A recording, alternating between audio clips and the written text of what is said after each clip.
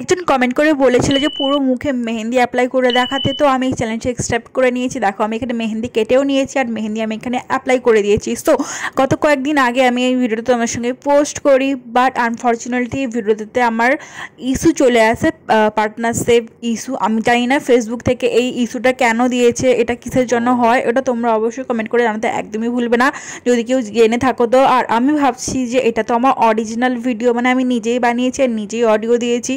So এই ধরনের কোনো ধরনের প্রবলেম তো আসার কথাই না, কারণ আমার ভিডিওতে কোনো ধরনের এরকম প্রবলেম আসে না, যেহেতু আমি আমার নিজের কন্টেন্ট বানাই।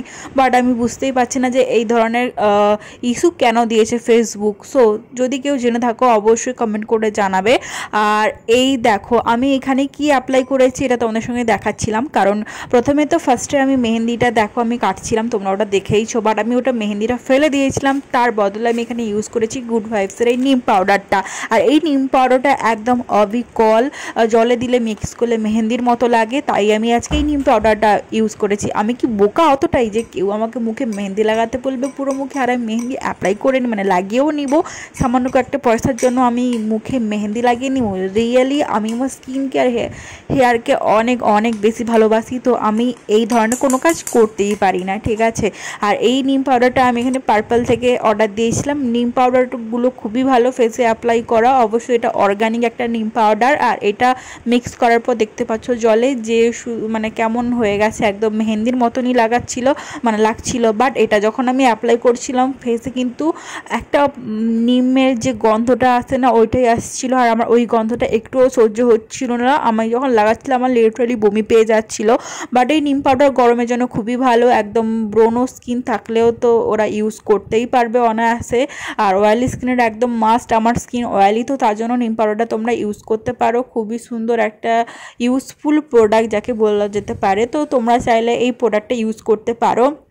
সো অনেকেই কমেন্ট করে বলেছো যে কেন মুখে মেহেন্দি অ্যাপ্লাই করছো, কেন করছো।